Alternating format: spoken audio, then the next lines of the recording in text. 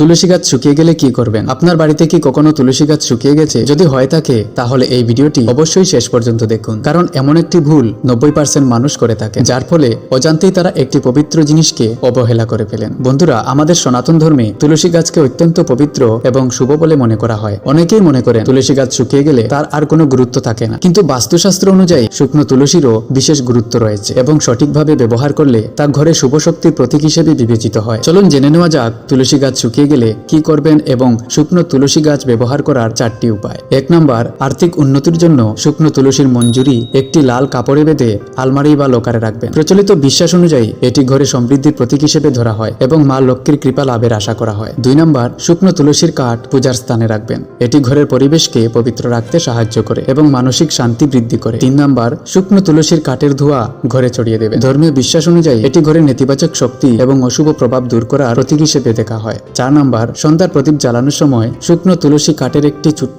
টুকরো ব্যবহার করার রীতিও অনেক পরিবারে প্রচলিত। বিশ্বাস করা হয় এর মাধ্যমে ভগবানের বিশেষ আশীর্বাদ লাভ হয়। বন্ধুরা, তুলসী শুধু একটি গাছ নয়, এটি আমাদের বিশ্বাস, ভক্তি এবং সংস্কৃতির একটি গুরুত্বপূর্ণ অংশ। তাই তুলসী গাছ শুকিয়ে গেলেও তাকে কখনো অবহেলা করবেন না। ভিডিওটি ভালো লাগলে অবশ্যই একটি লাইক করবেন, বন্ধুদের সাথে শেয়ার করবেন এবং এরকম আরো ভিডিও পেতে আমাদের চ্যানেলটি সাবস্ক্রাইব করতে ভুলবেন না।